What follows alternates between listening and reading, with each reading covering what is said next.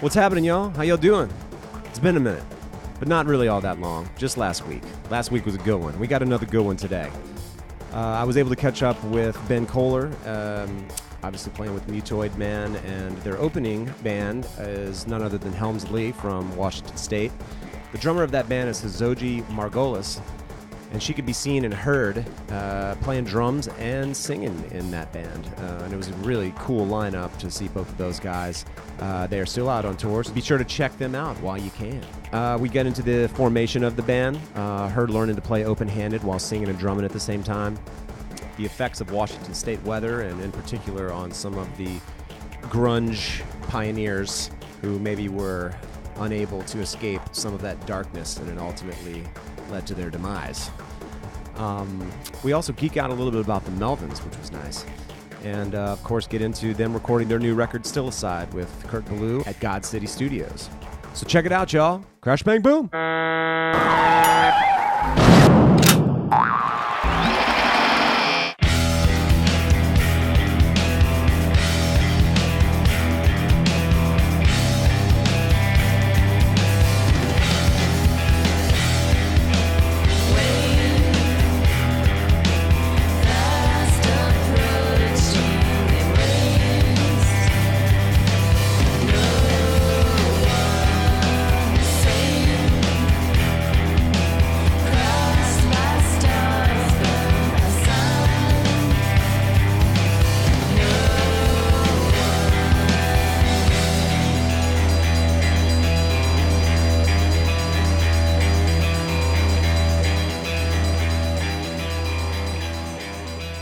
We are rolling. So I'm going to go with the first name, Hozoji. I got it right? That's me. All right. So tell us the full name, because I know it's a three-parter. I mean, technically four if you count the middle. Oh, let's hear all four. Hozoji, Roseanne, Matheson, Margullis. Wow. That's very Latin. Like Latin Yes. women have do they do the four names? Do you have Right. your father and your mother's? I do, yep. Oh, okay. Yep, mom is Matheson, dad is Margullis. Okay. I was reading. I assumed with your first name that you would have like Japanese or something, but that's not the case. You're Northwest That native. is a very reasonable assumption. Yeah, it's very Japanese sounding. Yes, and there actually is a temple in Japan called the Hozoji. Whoa. I don't know how they pronounce it. It's named after you. It's probably cool. Yeah, right. Yeah. Probably phonetically the way that I pronounce my name, which, by the way, is not actually pronounced like that at all. But it's already so complicated. What is I the just go for alternate pronunciation? I go for the phonetic pronunciation. It's a Navajo word, and Okay. it's a very intense language. I bet. So Can you speak some of it? No. Okay. No. I do have Navajo relatives through marriage. Okay. I'm Puyallup tribe. Okay. And I have, so I have relatives through marriage that are Navajo, and they've helped me learn to pronounce my name. But Okay. it's just a really, really Yeah. thick language. I believe it. So it's something like Hojonji. Hojonji. Something like that. I'm butchering it, surely. But Whoa. it's already such an ordeal to introduce myself. Yeah. For much of my life, I didn't even go by it because I was so chicken Yeah. about just having to I was shy about having to talk about it all the time. Yeah. But then I got into my mid-20s, and your brain changes as you get older, and you start to care less about that sort of thing. And then I had Absolutely. the support of friends and family that were like, "That's your name, and it's beautiful. Don't worry about it." So then but it's really just in the last 10 years that I have kind of fully embraced it and just been like, I'm just gonna say it and then re-say it a couple times to each person I meet. Nice. What did you go by prior to embracing I went by part of my middle name. So my middle name is Roseanne. So Okay. I went by Anne and Annie. Okay. Which is sort of happened when I was little Okay. little teeny weeny. I was Annie, and I went by that for a long time, just out of convenience. Yeah. No, I hear you. What growing up, you're originally from the state of Washington, obviously? Yeah, Tacoma, Washington, born and raised. Got you. Where is Tacoma in relation to Seattle? Very close. About 30 miles, 40 miles, depending on Yeah. where you are in Tacoma and Seattle. Exactly. So growing up, what were you into musically? Did you come from a musical family, or Yes, I did. My mom's side of the family is very musical. My grandpa was in surf rock bands. That's and they had awesome. like family band stuff. Your grandfather was? Yes. Really? My mom's dad. What did he play? Guitar. Oh, cool. And so it does run in my blood. My mom played like folk guitar and stuff and sang around me when I was growing up. My dad is a very theatrical singer. He's a very outgoing person and has a really, really beautiful, powerful voice. So when I was really young and I started wanting to do that sort of thing, I wanted to get into musical theater when I was like 7 and 8. And he did it with me to start out. Cool. Like he came and did musical theater with me and sang with me. Drumming wise, when did the drums enter in your life? I asked for a drum kit for my 15th birthday, and I got it because I'm a very lucky kid. I got my first drum kit on my 15th birthday as well. Did you get it on your birthday? Yeah. Did you? Yeah. What month were you born? April. Are you an Aries? April 3rd, yeah. Oh, okay. I'm July 4th. I'm a Cancer. All right. I'm born July 4th, 1976. I say all this all the time because that makes me the bicentennial July 4th. So if I can live to be 100 years old, that'll be the tricentennial. Some magical shit will happen. Yeah. It's unlikely. 100 years old is asking for a lot.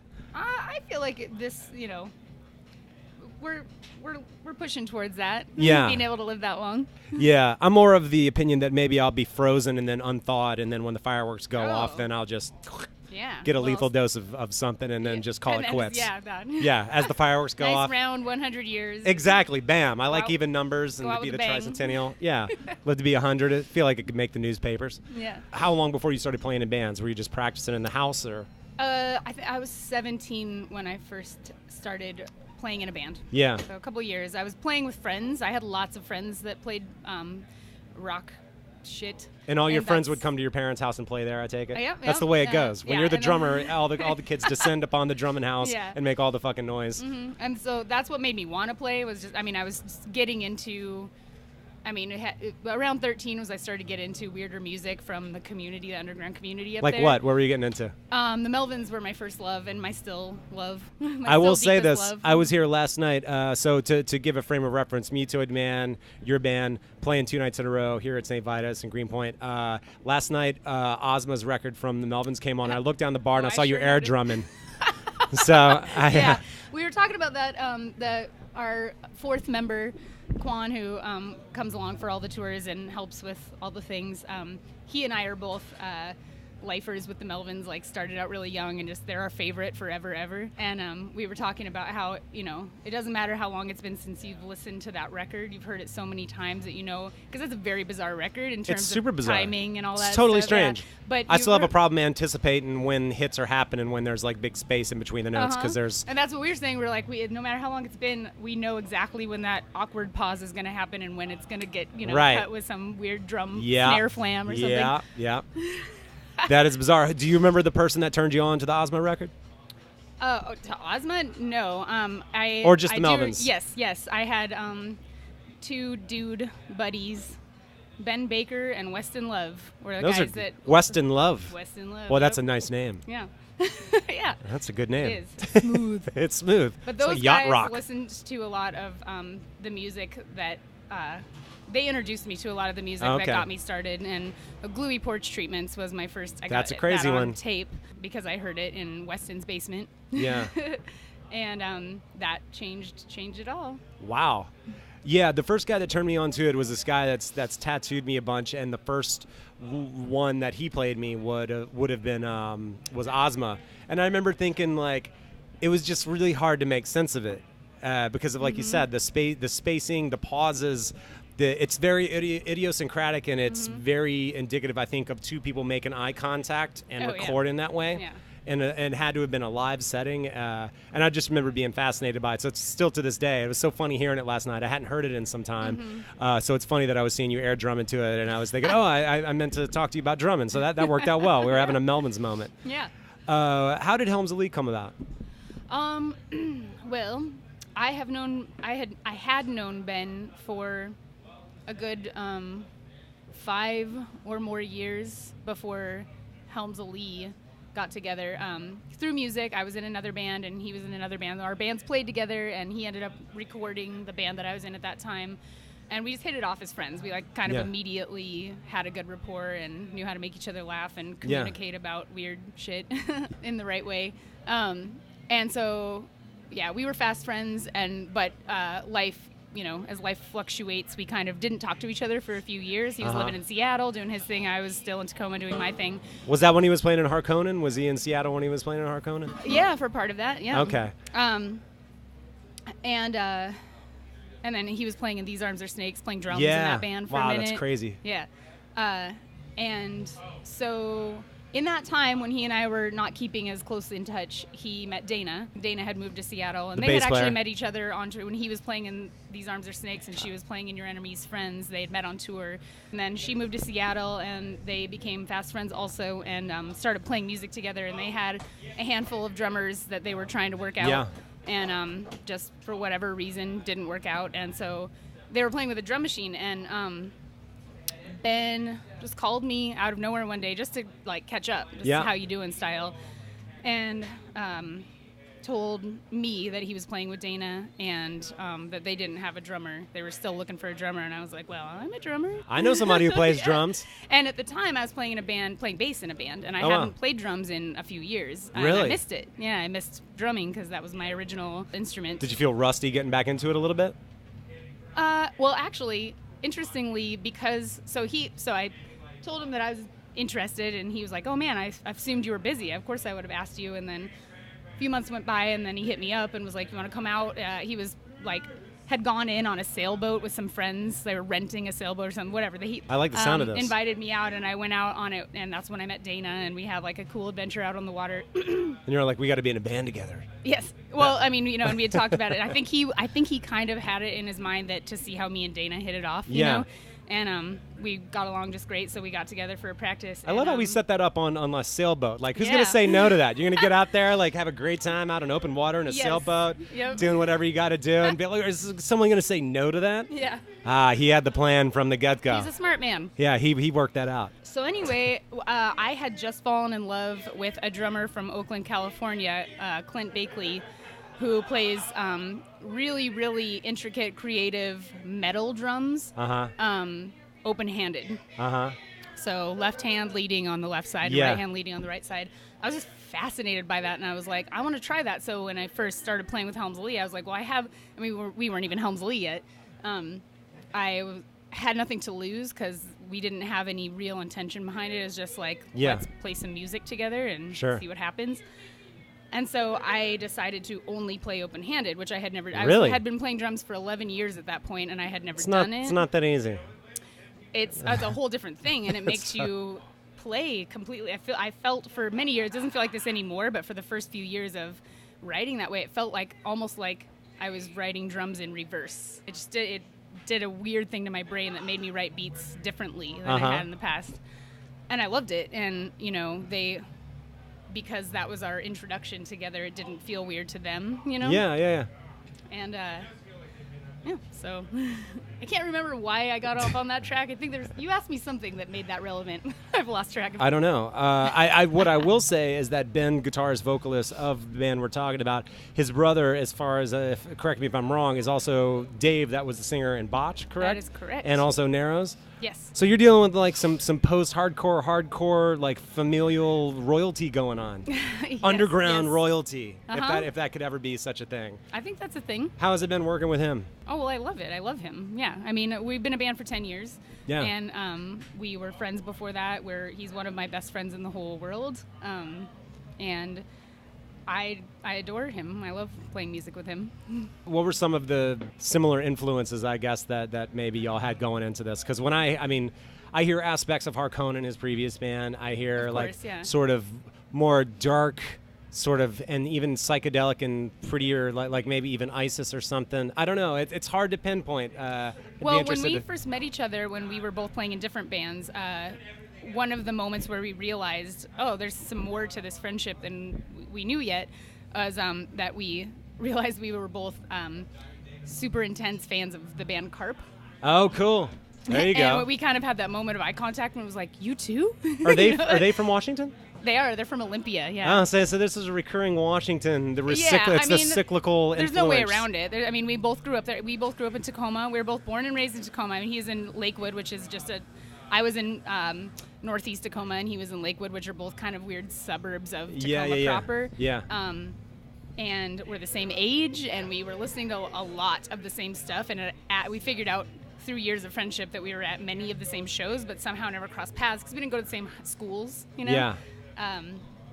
But yeah, that was one of the early ones was Carp. I remember having a really intense moment of like, oh, we're going to be friends for real, you know? Because that's some weird shit to bond over, especially, I mean, you know, it's not that weird when you live in the Pacific Northwest in the 90s or whatever, but right. But still, it's a minority, you know, it's a weird thing to be into, and so when you meet people that relate to that, it's something special. Of course, that's the way life works. Mm-hmm. And then it built from there with bands like the Melvins and Unwound and Godhead Silo were all bands that we figured out through time that we both were totally in love with and heavily influenced by. So, yeah, that was kind of the early stuff, and then, yeah. When I hear your band, I think sometimes I'm like, I could see how this could be written amidst like sort of rainy Northwest weather, I guess. There's I feel like it no conveys denying that. Yeah. Do you think that is something that lasted at all with like, I guess I'm speaking more or less because of what just happened with Chris Cornell, and then if you all of the Seattle or the Washington, like the grunge guys between Lane Stanley, Kurt Cobain, Chris Cornell. Yeah. Do you think some of that Seattle weather lasted? What would you think? Is there any correlation there? Between the weather and the sound of the music? The sound of the music and ultimately their mental status. You know, it's a little far-reaching, but I'm just it's not, and that's not an unusual question either. And I think that it is the weird. The obvious right? answer is yes. Yeah, and I think it goes a lot deeper than that. Sure, you know, but definitely yes. You know, I mean, there's no way around that. Your environment affects your art and affects your mental state. Right. Simple as that. You know. Yeah. And, so yeah, we're around deep, thick, old-growth forest and deep, dark. Salty, briny water, fjords, and lots and lots of rain and clouds and time to sit inside and be introspective and weird. Yeah. And so there's no way around that affecting who you are and how you create art. Exactly. And how you create friendships and stuff like that. So, exactly. You know, seasonal depression is real. Yeah, it must be. I am very, very lucky. Ben and I, actually, this is another thing that we share in common. We really, really love the dark gray and the cold. Okay. And as much as I love sunny weather too. I mean, I consider myself to be, you know, a pretty happy person in general. I would say so. Very depressy. Right. Unless life gives me a real reason to me. Right. You know? So the rain doesn't automatically make me sad, but I have lots of people that I care about deeply that it is very evident that when it gets that way, when that time of year comes around, they feel different. You know, they just don't feel as good. And it makes sense. Are they transplants? No, I mean there's born and raised. Okay. But also transplants too. Yeah. I mean it's just, you know, one of those things. It's either in your blood or it's not, you know. Yeah. Yeah, I could see living there as a transplant and being like, it rains here all the time. And if you were from LA or something like that. Which Dana is. Oh, really? Yeah. Well, she's from that, the valley. Okay, but nice weather most of the time, not raining a lot, right? Exactly. Yeah, she's used to hot desert. So that's a completely different environment then. So yeah, from hot desert to lush, rainy. Yeah, and she loves it. I mean, she would never ever move back. She moved there with intent, and she loves the Pacific Northwest. It would blow my motherfucking mind if she moved back to Southern California. So she's definitely loving it. Yeah, for sure. I mean, she's lived here a long time, but we're there. We're not home. We're not home right now. That's all right. That's all right. But we're in a dark basement. Maybe it feels like home. Yeah, I do. It does feel like no home. sunlight. And the weather outside, by the that's way, actually feels totally very much misty. Like home. Yeah, that's true. You were absolutely right about that. There's the boy right there. There he is. There he is. Drumming and singing. Had you been singing in bands prior to this band while playing? Yeah. So that was kind of a thing that you had been doing. I wanted to do that right away. I told you earlier about the whole musical theater history with my pops. And my mom being playing guitar and singing around me when I was a kid. I always wanted to sing. You know, that was always something that was in the. It was done with intent. So when I first got a drum kit, I would kind of just bash it. I didn't know how to play anything, but I would just bash the drums and scream. Because I was a teenager, right? So I had a lot of energy and misplaced aggression that I had to do something with. And so I would just hit the drums and scream. And then eventually it turned into coming up with, little tiny poems that I would yell while I played very simple beats. That's wild. So I was doing that by myself, yeah. Way before trying to put it into a song with a band. But the very first band that I ever played in, I sang and played drums in. Okay. Yeah. Did you find, so it came pretty natural then? Yeah. Do you find, I guess, playing in this band, are the drum parts a little more complex, and then balancing out singing and playing? Is that a little more a bigger challenge, or is it still pretty natural for you? Both of those things. It's all a the big above? challenge, and it's natural. Depends on what part you're playing. Yeah, I mean, the challenge comes naturally. I'm not quite sure how to say this right, but I